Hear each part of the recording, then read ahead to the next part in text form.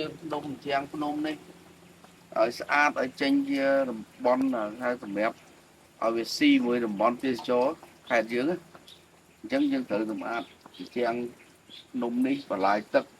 តាមដងផ្លូវទាំងអស់តាំងពីនៅបន្លោះដែលកាត់រៀលដែលតបាដែក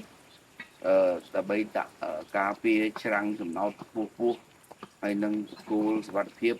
ហើយផុសនេះក៏យើងត្រូវការសម្អាតឲ្យស្អាតហើយទិសដៅដែលដំបូងដែលយើងត្រូវសម្អាតហ្នឹងគឺទី1គឺរយៈពេលជាង10ឆ្នាំមកនេះអឺយើងមិនដែលបានតាំងពីអ្នកមុនមកគាត់មិនដែលបានធ្វើគីដីដែលបើងពីកង់ឡានមួយឆ្នាំបន្តិចធ្វើឲ្យទៅកកនៅចើមថ្នល់គេអាចថាវាជាទំនប់មួយ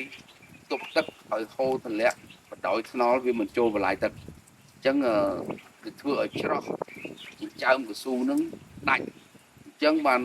យើងមានមធ្យោបាយដើម្បីដោះបញ្ហានេះតើតែយើងគៀសម្អាត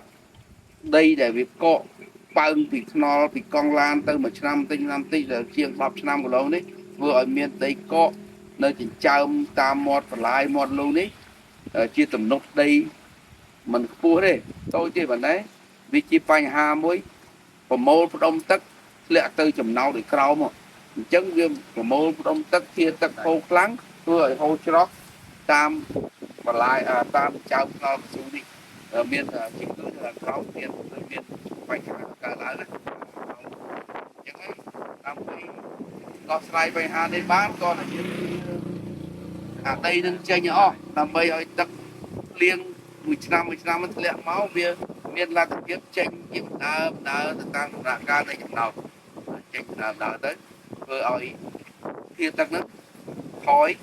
អញ្ចឹងវាហូរតិចតួចវាអត់មានស្អីឲ្យបញ្ហាដល់ផ្លូវថ្នល់ទេណាហើយណាមួយសម្ព័ន្ធភាពតាមចាំថ្នល់ក៏ជាផលល្អមួយសម្រាប់ខេត្តទៀត